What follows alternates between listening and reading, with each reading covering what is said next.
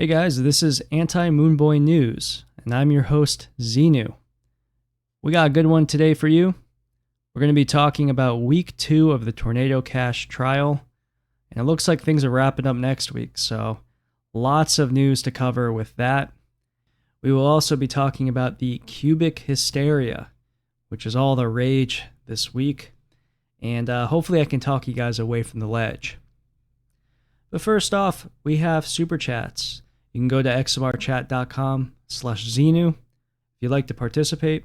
We got 4 this week. The first one is a continuation from last week from Arcane Numismatics, who had donated 0.11 XMR. There were some technical difficulties, so he sent me a follow-up question. And first he said that it's interesting I went with Qtile as my tiling window manager. I'm paraphrasing this. And that he's a big fan of Awesome, and that he's been using that. He also asks if I have any privacy Linux applications you would recommend, or I would recommend. His favorite is FreeTube, where you can manage subscriptions, watch videos ad-free, with none of your activity tracked. So anyways, thanks again, Arcane Numismatics. Regarding Qtile, I agree. It's really not well known. Actually, I forgot to mention this, but the reason I found out about it was from DistroTube. He's on YouTube. I'm sure a lot of you guys have heard of him. He makes pretty awesome content on Linux stuff. And he had this video where he had a tier ratings list of the tiling Windows managers. And in his S tier, he had like Qtile as his favorite, and Awesome was right next to it too. So that's actually where I heard of Qtile. I'm not surprised you also like Awesome. I've heard nothing but good things about it, but yeah, again, I picked Qtile and I'm happy with it, and I gotta sit down and like do some, more in-depth ricing with it, but I've just been too lazy, and I kind of like how it looks now, so we'll see what happens with that. But probably not going to, and then, a couple months from now, I'll change everything. You know how it is. Now, anyways, for your second question regarding privacy Linux apps I would recommend. One that I would recommend that I'm actually using right now is Notesnook. I was looking for a note-taking application to help me with this program, because throughout the week I'll write down notes and stuff. And Notesnook is an encrypted note-taking app. It automatically syncs between my phone and my desktop, so it's super useful. It's great for privacy. I know there's other notes-taking apps like it, but I've had literally 0 issues using Notesnook. Super convenient, and when you're doing a podcast and I'm trying to get enough material for an hour, sometimes it's difficult, right? Because you got to fill in the space, and right now it's pretty easy because I have this Tornado Cash trial. That's 30 minutes of material, but I'll think of a robot gag or something, and I'll write it down so later on I can do that for the show, or there'll be a tweet that I want to highlight, and I'll think of a good statement about it or a good sentence to throw in there. So I have basically a whole page of notes that I keep, and I'll, throughout the day, I'll think of something, and I'll just log into my phone, and then later on when I'm on my desktop, it's all there. And again, it's all private, so highly recommend it. It's called Notesnook. Thank you again to Arcane Numismatics. Next up, we have Snex, who donates 0.01 XMR. Thank you very much. He says, "Dear xenu, recently I got some bad news. Found out I'm a homosexual, and I love taking men out on dates. Are you interested? Second, fuck you to K4R4B3Y, Cyan, and Solar Punk, Dark.5 for life, gamer words." All right, well, thank you very much, Snex, for that compliment. I don't want to go on a date with you. I'm sorry. I'm heterosexual. Though I'm surprised it took you this long to find out about your sexual orientation, because we all already knew that. And yeah, he was one of the guys on Dark IRC that I conversed with. If you weren't aware, this week on my channel, I did a installation guide and review of Dark IRC, which you can check out. It's pretty in-depth. I cover, everything. If you want to install it on Linux, you can just tail that guide, and it's pretty straightforward. And yeah, I mean, I think Dark IRC was a good experience. Definitely recommend it if you're looking to try something. But it's not for newbies, I would say. There's the filter of having to compile everything and then install it. It's a lot for a newbie, and it doesn't really like offer anything that you can't get from like Simplex, for example, which is probably the noob privacy chat application that I would be recommending right now, just because everything's like built in.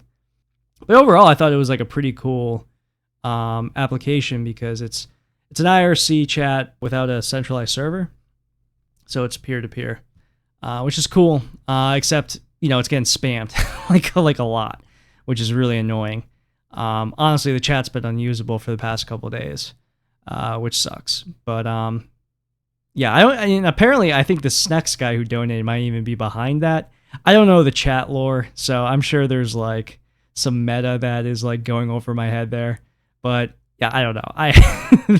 There's a lot of memes and stuff that I'm kind of like, okay. But yeah, anyways, the people there are pretty cool though, and so hopefully my video brings in some more people who weren't aware of Dark IRC, so they can go and hang out and deal with you Snex. Okay, so there we go. Thank you again for that donation. Next up, we got Leo. He donates 0.02 XMR. Thanks, man. I appreciate that. That's 3 weeks in a row for Leo. I think that's a record. Anyways, he says, "Loved the last episode, xenu. Thanks much. Have you seen..." And then he posts 2 podcasts. One is called Monero Master, and the other is Simon Dixon's Hard Talk. And then he asks, "Perhaps invite those guys for a chat. Keep up the great work." Yeah, so with this show, I'm not really looking to interview people on Anti Moonboy News. It's literally just going to be me. I think that's a good format where it's 1 hour a week of curated discussion by me. And I'm pretty knowledgeable about free open source software. I'm very, very knowledgeable about digital cash, which is, really where I want to draw most of my listener base, because there's not really a lot of like shows like mine. In fact, there's like hardly any. So this is really like the niche audience that I'm targeting. And also I kind of have fun doing improv shit and joking around. So regarding interviews, yeah, I don't think I'm going to be interviewing anybody on Anti Moonboy News ever. However, I will say I am considering having some sort of interview series, where, yeah, I would, have like 10 to 15 hour-long interviews that I do, which I would start releasing, on my channel.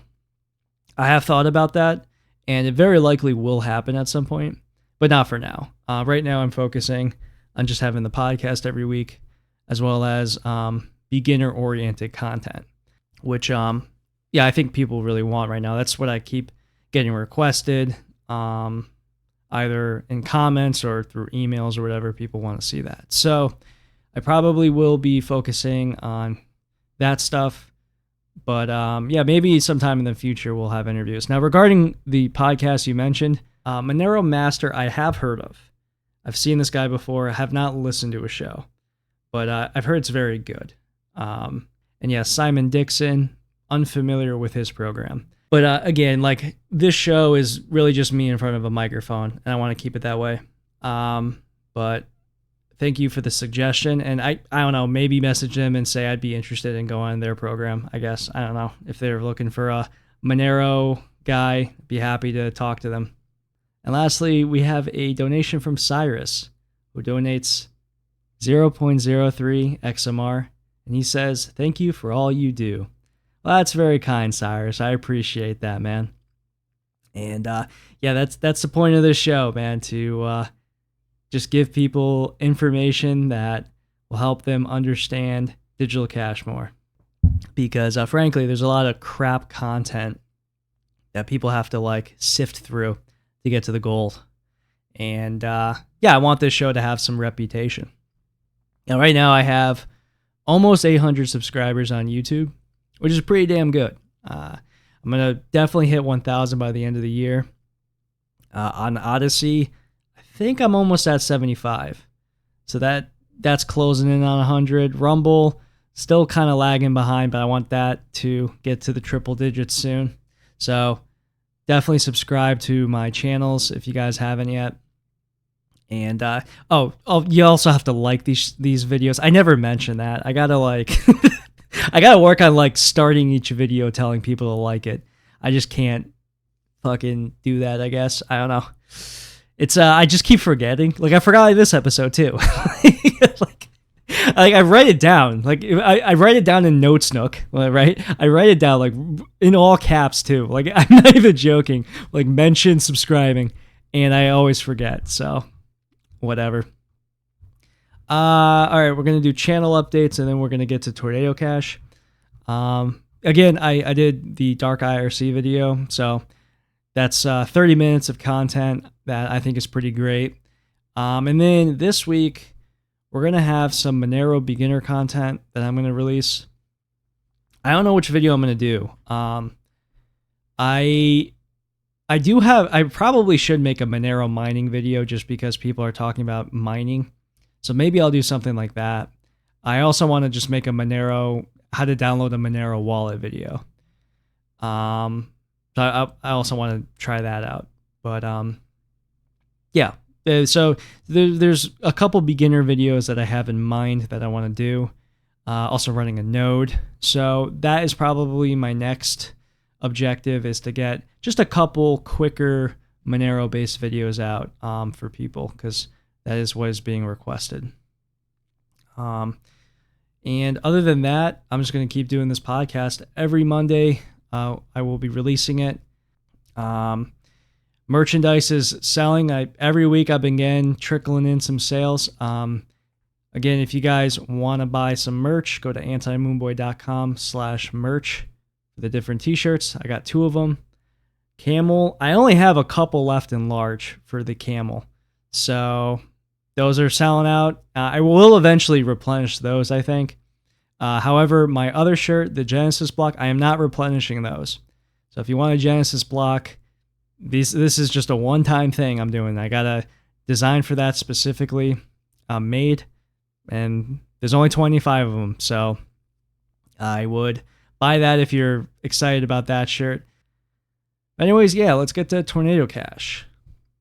All right, so it's week 2 of the Tornado Cash trial. And yet again, I have to give a big shout out to the Rage. They are absolutely killing it right now. And it's not even close.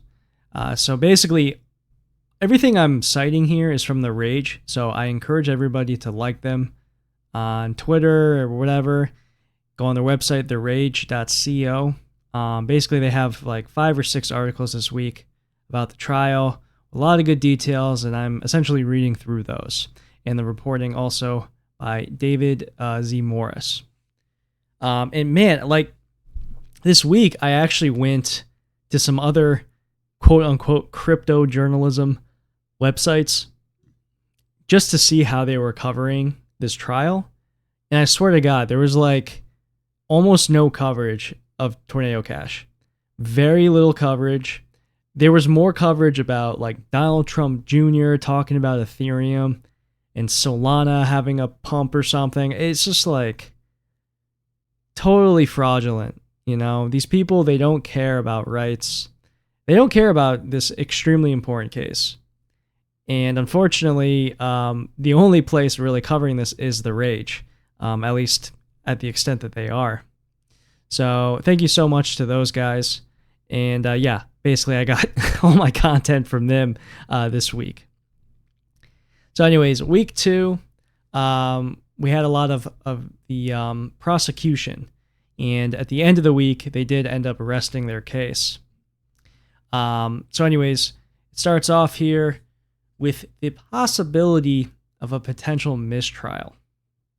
Now, I talked about this briefly last week, where there was a tweet thread by this guy, Tavano, on Twitter. And basically, he said that he disagreed with this fact that the prosecution was bringing forward, that the pig butchering case with Katie Lynn, the Asian lady who had been tricked and scammed out of like $200,000. Apparently, that case, which she was told used Tornado Cash, actually probably didn't even use Tornado Cash. And so Tavano, he made a big thread about it, and it got some momentum. So basically, the defense, they raised this issue of like, hey, how are we even connecting Tornado Cash to this pig butchering, right? How are we able to do that? And the FBI agent was like, yeah, I have no idea. That wasn't why I was brought here.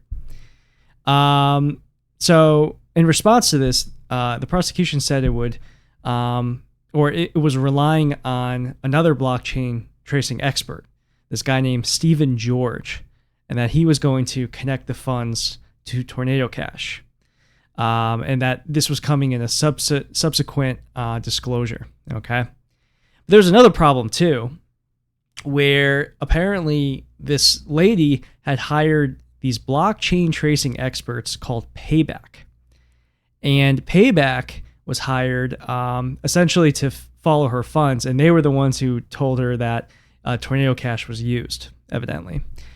However, Payback was also a scam. This poor lady, man, she was getting screwed all over the place. So basically, Payback, they were like taking money and then like not tracing funds, but like acting like they were being all professional. And yeah, they were also dealing with legal issues, I believe. So anyways, Coinbase chief legal officer Paul Graywall publicly denounced that Lynn's funds were ever sent to Coinbase. On-chain sleuths Taylor Moynihan and Zach XBT both retraced Lynn's funds and found no credible connection to Tornado Cash. Similarly, the financial intelligence firm Inca Digital told The Rage that it is unlikely that Lynn's funds were ever connected to the Storm service. And to add insult to injury, the Payback brand appears to be under current FBI investigation for recovery fraud. So this case that they brought forward, they had nothing, like no connection to Tornado Cash. And the firm that this poor lady had hired also screwed her over, and that they're being now investigated for recovery fraud. So yeah, complete meltdown on the prosecution side here. Now later on, though, as we're going to point out, they did bring forward this guy who connected the funds, but it's under circumstances that are highly suspect. So we'll get to that later. So moving on, another thing that this agent DeCapua was asked about was the scope of Tornado Cash and how much it contributed to criminal activity. So the prosecution, they showed an analysis that during a period of time after the Ronin hack, there was a lot of Tornado Cash activity. And they also brought up that there were reactions in private chats of Tornado Cash individuals kind of reacting to this. And the defense responded to this by noting that, regular people use VPNs and encrypted messaging apps for regular needs. So, regular people also use Tornado Cash. It's not just criminals. And I guess these private messages, I don't have them in front of me, but, they weren't celebrating this hack that happened, but it seems like they were more under the impression that this would have leave a bad reputation on Tornado Cash, which it has, evidently. The next witness was this guy, EJ Galano. He's the co-founder of Infura, which is a Ethereum node data, or he manages Ethereum node data as a service. He was hired by Tornado Cash. And so, yeah, he liked Tornado Cash a lot, said that privacy, it's really needed in Ethereum, so he likes Tornado Cash.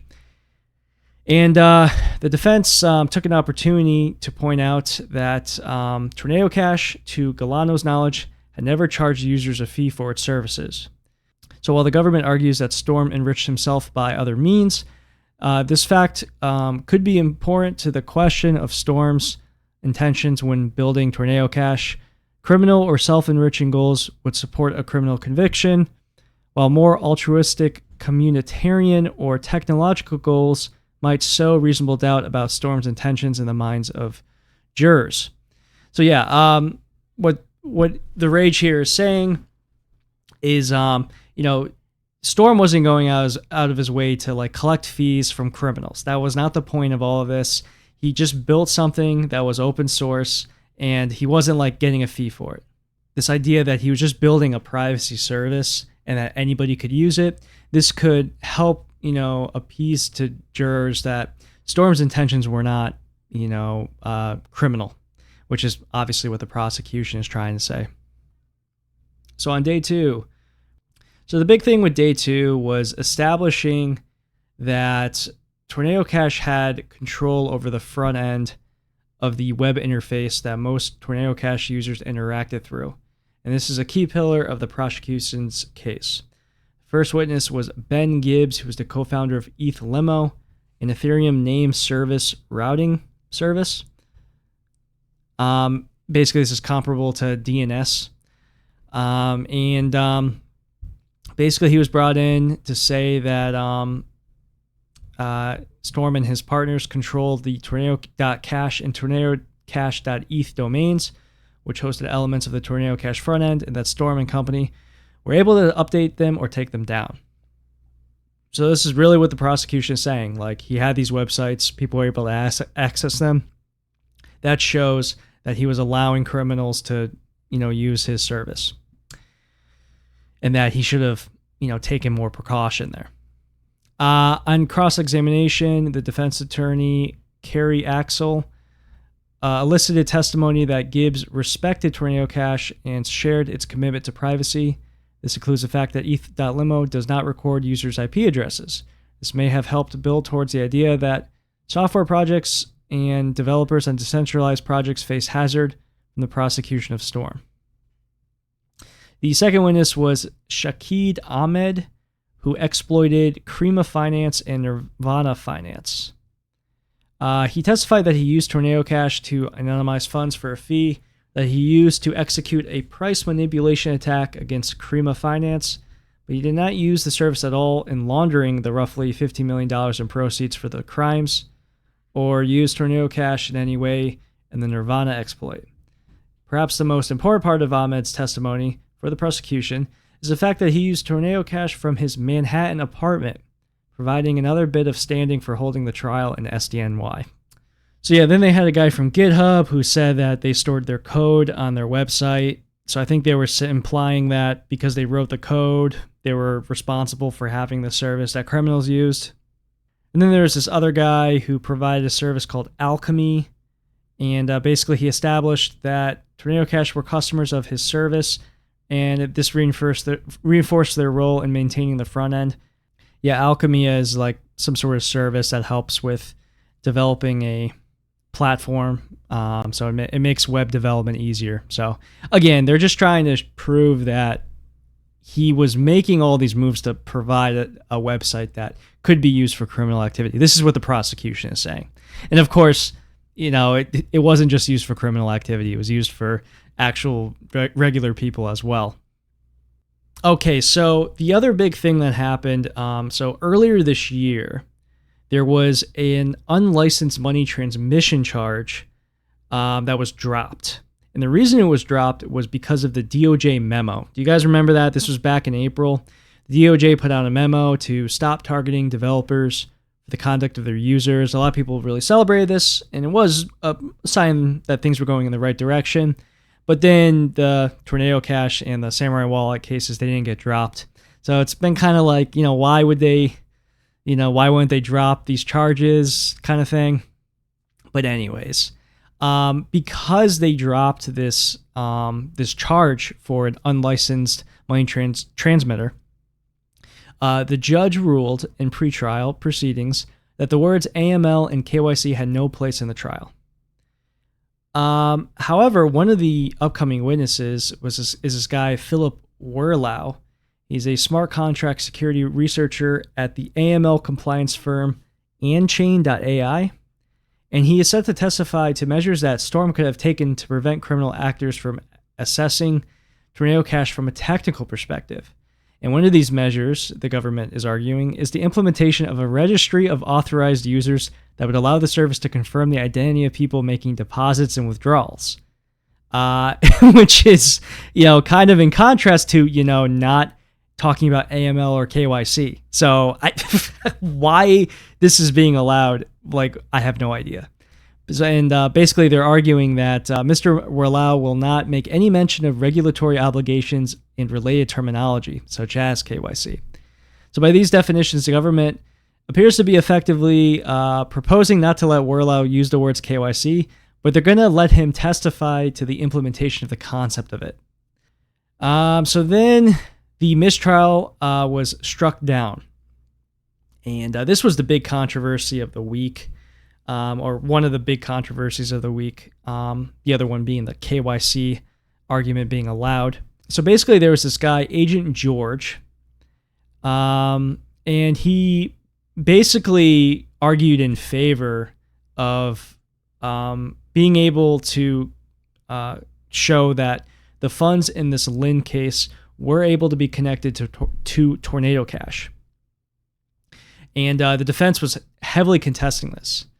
And this is actually kind of outrageous because Storm's counsel, they were only notified about Agent George days before he took the stand.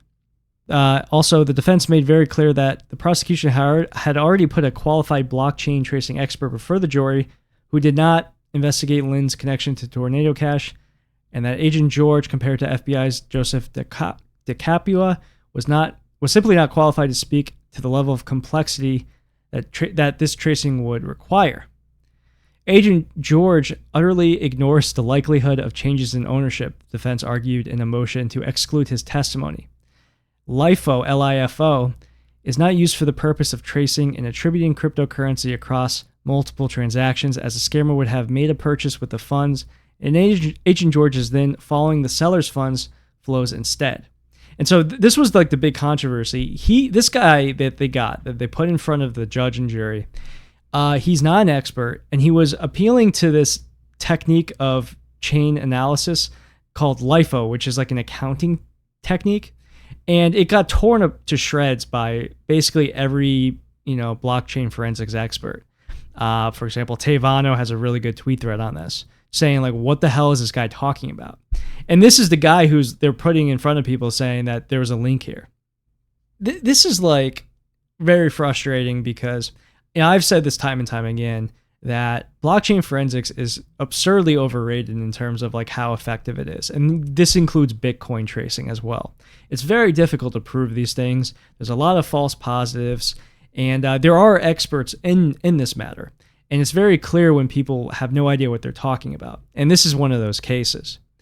So while there are, very, refined ways of tracing transactions, you got to know what you're talking about. And so they brought this guy who's not qualified, essentially, who supported the prosecution. And it was accepted to allow this guy without almost any notification to go in front of them. So it was pretty outrageous that this even happened. So it then says here, after today's hearings, it seems that the defense may have had a point claiming that Agent George was not qualified to speak to complex cryptocurrency tracing. In cross-examination, George testified that he didn't know what crypto.com was, and that he wasn't comfortable speaking to the difference between ERC20 tokens and ETH. So here you have an expert witness whose tracing method is being laughed at by every cryptocurrency tracing expert, who doesn't understand the difference between the ERC20 tokens and ETH, who doesn't know what crypto.com is, but this validates the connection. Seriously, this is what's connecting these funds. Okay, we got a few more things here. So yeah, that guy Philip Werlau I talked about before with the KYC things. he was able to go in front of the jury, and he described a proposed alternative model for Tornado Cash that would have made it less attractive to criminals, or allow proposed an account-based login system for the front end, which would collect identifying information in an off-chain database in exchange for whitelisting a wallet for participation in mixing. Then both deposit and withdrawal addresses for the mixing itself would be maintained privately off the blockchain. And then they read some emails arguing that Storm knew criminals were using Tornado Cash to launder funds and that he could have made the platform better. And after that, the prosecution rests. So, yeah, I think overall the prosecution, I mean, they got torn apart in the pig butchering one. I think the defense did a really good job of, cross-examining that. And, they really beat back at all of their cryptocurrency experts. I hope that the defense is going to interview a blockchain forensics person to just completely eviscerate the connections that were made during this prosecution section, because that's just waiting to get picked apart. And then they mentioned the website could have had this KYC front end. I'm not really sure how much that can even really be leaned on. These laws are all like gray areas, right? So that seems very loose in my opinion. The biggest strikes, I think, against Tornado Cash, though, is like they did have knowledge that criminals were using it. And so even though I would argue that's not a big deal, I think the jury could get swayed in that direction. So that would be my only concern. So the defense will have to really push this forward that, Tornado Cash is used by regular everyday people. And that's actually the majority of its usage is by regular people, not criminals. And also that privacy is not for criminals. It's for the general public. So anyways, after the prosecution rested its case, Storm's counsel opened their defense with Ethereum core developer Preston Van Loon, who testified using Tornado Cash 4 times in efforts to preserve his privacy, citing operational security and personal safety. Van Loon said he used a privacy protocol to limit the amount of publicly available financial information about him because malicious actors could target him based on the on-chain assets he has access to. That sounds good to me. On cross-examination, the prosecution asked Van Loon whether he used other privacy services, noting that transactions made by large exchanges are not necessarily publicly traceable on the blockchain, implying that privacy services may not be necessary to shield Van Loon from prying eyes. Van Loon had previously sued the U.S. Treasury Office of Foreign Asset Control after it imposed sanctions on the Tornado Cash software. In his suit, Van Loon argued that the sanctions violated his rights to using privacy services. On appeal, the Fifth Circuit ultimately ruled that sanctions on Tornado Cash were unlawful, and that the Treasury had overstepped its authority by adding a software to OFAC's specially designated nationals list, which is commonly reserved for people, business entities, and in some cases shipping vessels. OFAC sanctions on Tornado Cash, as well as their consequent reversal, will not be discussed at Storm's trial. So this guy, he does have a bone to pick, I guess, with the government. And this is a great start. You bring in someone who has used cryptocurrency for privacy, and he just says that. So good start. So anyways, next week is probably going to be the last week for this trial. It seems like there should be a verdict at I think, maybe the week after. So things are wrapping up. And we will be covering this next week on Anti Moonboy News as well. Again, all those updates were from The Rage. Thank you guys so much for all your coverage, and check them out at therage.co. But we're not actually done yet with Tornado Cash coverage. That's right. We now have an Anti Moonboy exclusive to share with you. I was tired of The Rage getting all the spotlight, so I decided to do some good journalism myself. Well, it wasn't me exactly, but instead I sent Robot over with an all-expenses-paid trip to New York for the week. He attended all the court proceedings, and apparently, he has some yet-to-be-disclosed massive news. So I'm thrilled to have him here in the studio right now to provide us with some juicy details. So, Robot, welcome back. How was your trip? Beep-boop. I hit a little traffic, but overall, it was swell. Beep-boop. So, you mentioned to me that there is some massive news, and this is an Anti Moonboy exclusive. I want to point out again, what can you share with the listeners? Beep-boop. I can report that, contrary to what may have been reported by the media, the courthouse janitors are using the Eureka Airspeed Ultra Lightweight Upright Vacuum Cleaner, prototype NEU5, with design specifications which indicate a notable improvement over the previous outdated Eureka Whirlwind Bagless Canister Vacuum, prototype NEN110. Beep-boop. Okay, I thought we talked about this before. The listeners on my program aren't interested in household appliances. They want to hear details about the trial, right? Beep-boop.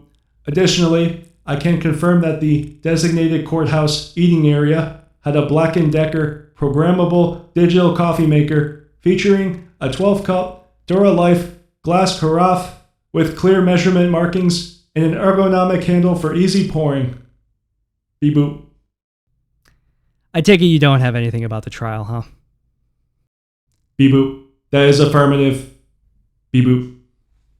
All right, well, let's get to the news. We only got a few tidbits here, and then we're going to end the show with a monologue on Cubic. The first thing, Majestic Bank shuts down. They were a Monero exchange that had existed for a while. But yeah, they announced kind of suddenly that they were shutting down. So I'm not really sure what happened there, but they have closed shop. Next up, Michael Saylor. He launched a new perpetual preferred stock called STRC or Strech. I mean, this thing is just absolute garbage. There's also a slide from his presentation that's going around that shows all of his preferred stock options, and it's a pyramid, like a literal pyramid. Yeah, if we didn't have the Tornado Cash trial going, I probably would have designated like 30 minutes ripping apart this presentation. I didn't watch it yet, but I'm assuming it's unbearable. I mean, yeah, this guy's a fraud, and he's just pumping out these crappier and crappier preferred stock options, and they're being chased by people who are gambling on high yield preferred stocks, which apparently is all the rage. And lastly, there's two little tidbits here on KYC expansion. One was the T app, which is like this app where women would talk or gossip about men that they dated or something. And basically 4chan found a whole database with all these pictures that was like accessible on the ClearNet. And they leaked it online, and there's been a lot of trolling with that. And also in Great Britain, they have like a new law where they're requiring KYC or something. And yeah, we're starting to see this slow creep of KYC into everything. It's kind of insane. You would think that these governments would, take a hint that having databases with people's identifications probably not the best idea, because what happens if those get leaked? So I guess in Britain, they are preventing people from accessing certain websites. Yeah, I see this eventually hitting pretty much every Western country. This is kind of what's been happening, and why I really recommend people to begin investing in privacy. Begin investing in free and open source software. This is how we fight back. Because 20 years in the future, it's going to be a hell of a lot worse. Maybe 20 years in the future, people will be listening to this podcast. So what's going on, guys? 20 years in the future. Hopefully I'm still alive. Hopefully I'm alive and I have a sexy Latina wife and a bunch of kids or something. I don't know. That'd be pretty cool. I'm still doing this podcast. Still making shitty robot jokes. That would be really good, I guess. But anyways, this whole I don't fucking know what's going on with this KYC expansion stuff. But Britain is the latest one. And I mean, you look at the news though, and they're like throwing people in jail for having like offensive memes, like right-wing statements or whatever. And but this is you know, just in line with how they're treating the internet. They're trying to funnel a narrative, and if you're outside the narrative, it's got to be blocked. So anyways, that is the news for this week. All right, so we're going to end the show now with Cubic. And yeah, this is a lot of people freaking out about this right now. I've already seen a couple different AI slop tweet threads about this. So to quickly summarize what's happening, there is a mining pool called Cubic, and the person who runs that pool is relatively hostile with how they talk about Monero, and they have made this very bold claim that they want to 51% attack Monero, and in doing so, they would then orphan blocks. And this individual is doing a lot of trolling on Twitter, for example. And essentially, they're doing this for attention, and he is getting attention. And by getting that attention, it gives more attention to Cubic, which raises their price, and it also raises their hash rate. There's a lot of speculation that this person might be renting hash rate. There's also some speculation that they're spoofing the hash rate that they have. But nonetheless, they are mining a decent amount of blocks when they are mining Monero at 100%. And that's the thing, though. Generally speaking, throughout the week, they don't mine Monero at 100%. They only mine Monero like 50% of the time. So you'll see if you monitor their hash rate, it'll go from 0 and then jump up to like 1 gigahash, and then it'll go back down to 0, and it'll kind of just oscillate like that. So it's kind of confusing. So, you know, throughout the week, they'll average like, let's say 14, 15 blocks out of 100, which is, not anything to like scoff at, but at the same time, definitely not close to 50%. However, on Saturday, they are mining at 100%. And in this past Saturday, they mined 206 blocks, which comes out to 28.6% of the hash rate. So they're definitely increasing each week. And so there is concern that if this trend continues, they will eventually be able to successfully 51% attack Monero. And, this is why I really preach Anti Moonboyism, because, if you're like very concerned about this, I mean, that's good that you care about Monero and things like that, but I kind of see I see it as people being over leveraged. You kind of just have to be at peace with the fact that Monero can just die out at any point. And I don't think that's what's going to happen, to be very clear, but if you have that kind of mindset of like, everything's going to be okay and like we're still going to have digital cash, then you win, right? And that's kind of what I am trying to tell people with anti-moonboyism. Of course, I want Monero to succeed, but having that mindset is really key in a situation like this. Just be calm and kind of examine everything. And, like right now, hold on, let me look at the Monero mining pool stats. So we're going to go to, let me see here.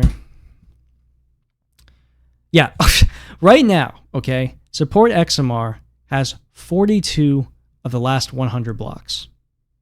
Okay? No one's even talking about that. But Cubic, because they have this, guy who's leading it, who's a dick, basically, because this guy's in charge, that's concerning, right? Just because support XMR hasn't tweeted out, aggressive statements about 51% attacking Monero doesn't mean that they are not capable of doing that. In fact, it seems like they're more capable because they have constant access to a lot of hash rate. It's kind of crazy to me that people are like hyper fixated on Cubic when, like, frankly, the decentralization of Monero's mining is just not good anyways. And really the worst part about this, and it needs to be called out, is just P2 pool adoption in general. It's bad. It just is. Like, I'm disappointed in it. I know a lot of other people are as well, but it's kind of like a lot of work went into that, and it's just not being used. That's just a simple fact. And, right now it has 2 blocks out of the last 100, which is disappointing. I mean, so what, 2% essentially that we're at with P2 pool? It's just not good enough. And that to me is like the much bigger issue, that we have this constant presence with support XMR having very regularly over 35% of the hash rate. Like, I think unless Cubic starts pumping their hash rate, that's where support XMR is at. So Cubic actually is helping decentralize the network, believe it or not, which is why I brought this up in the past. So I want people to, like, first off, kind of have some perspective here, because, like, in general, Monero has struggled with decentralization with mining. And it was actually mentioned this week that Rucknium is doing some research on this, which I'm really excited for, because this is definitely something that we have to, fight with in proof of work.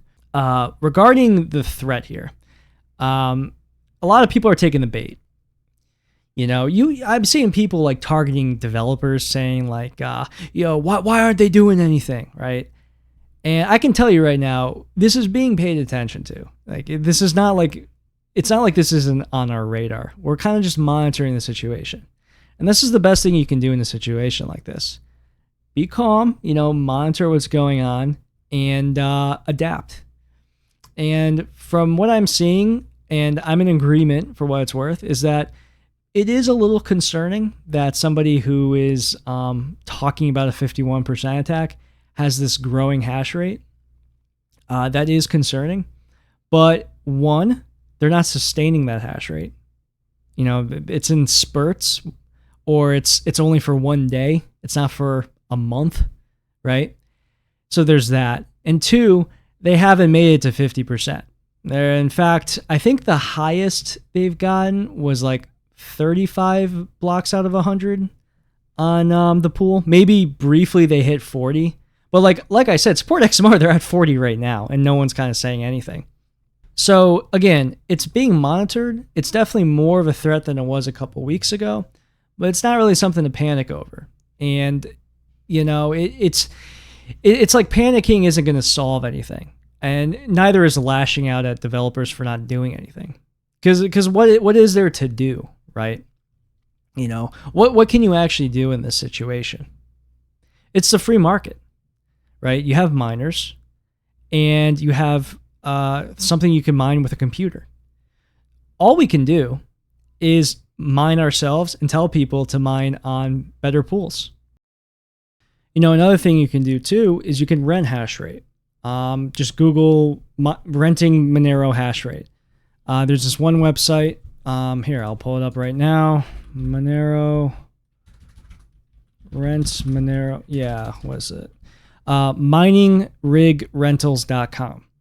So I'm looking at one of them right now where you can rent 5 mega hash, and it would cost for 24 hours $222.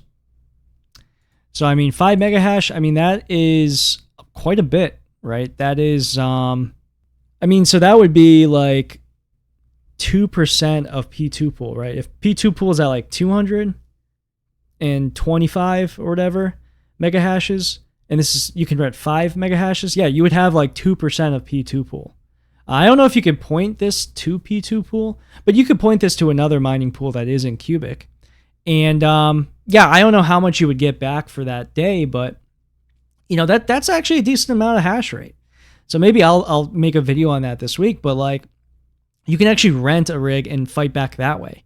So put your money where your mouth is, right? If you want to help the network, and instead of just complaining, set up mining yourself, tell people about the correct way that you should be mining. Don't use Cubic, or rent something.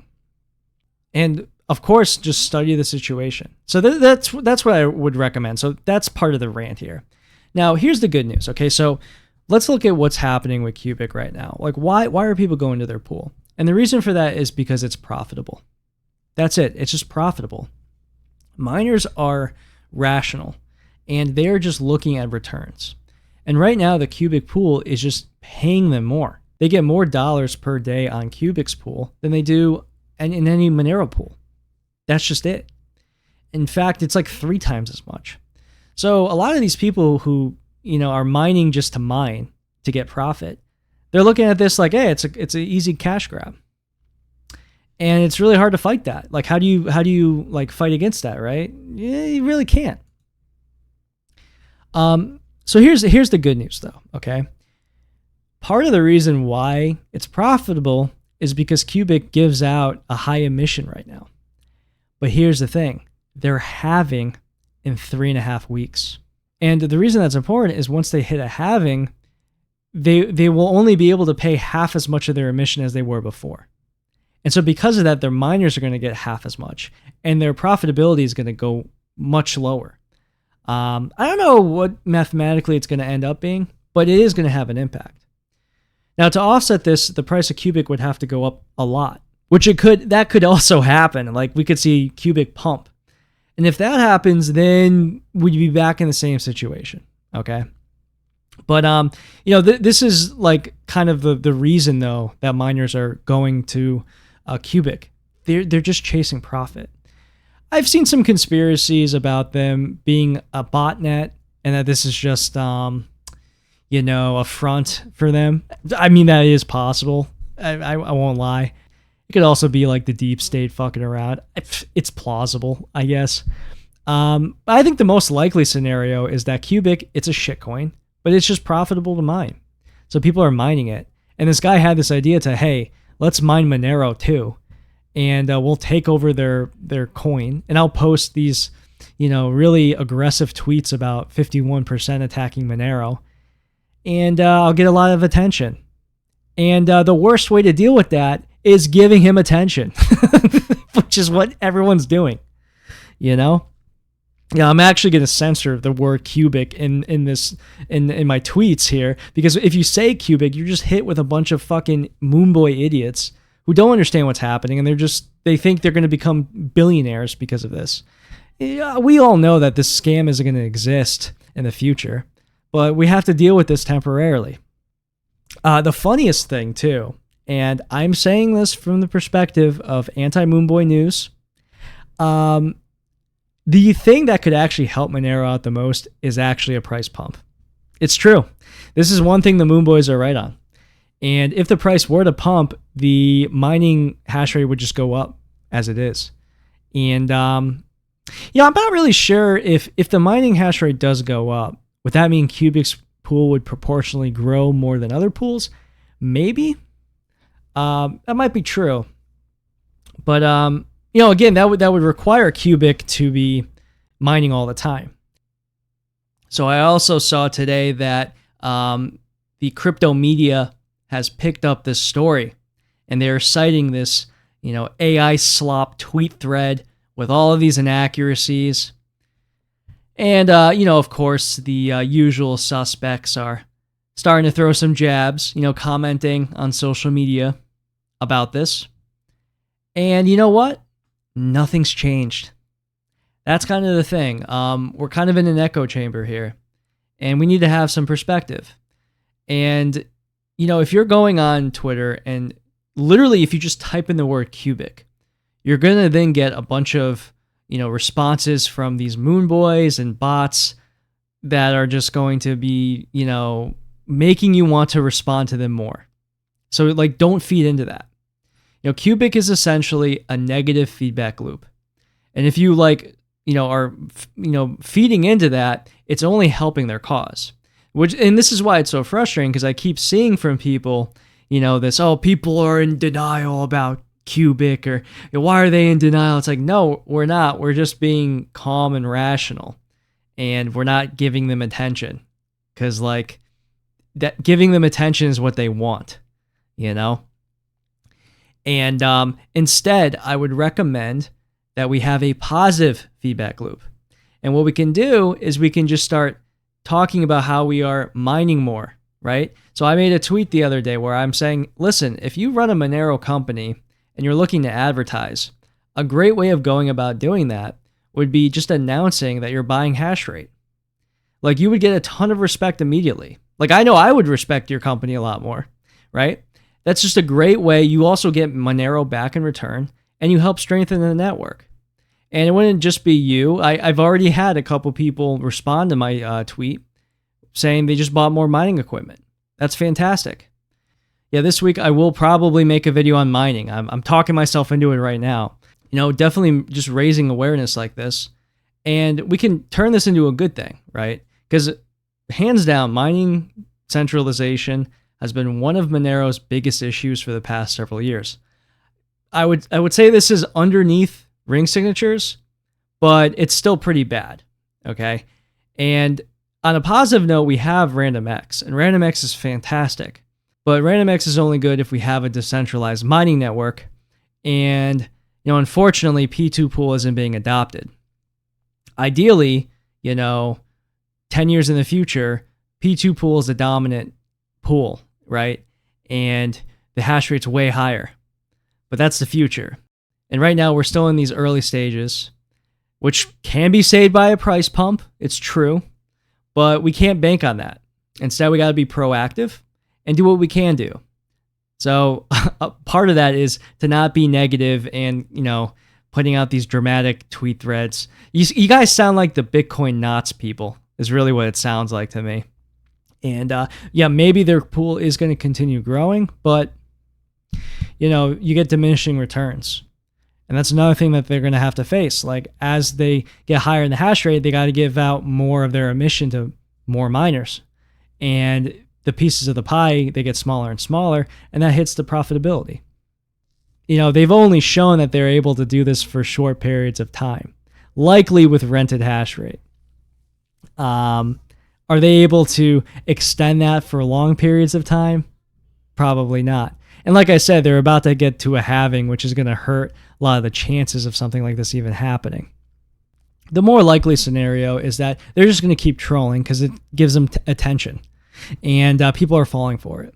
And the more attention they get, the higher their hash rate is going to get. That's what we're seeing. So what I would advise people to do is to, again, load up your miners, rent some hash rate if you're really that concerned, and tell people about P2 pool. What you shouldn't do is making like red alert emoji tweet threads, talking about how Monero is going to die, because that's not helping anything. And it's actually helping promote Cubic is really what you're doing.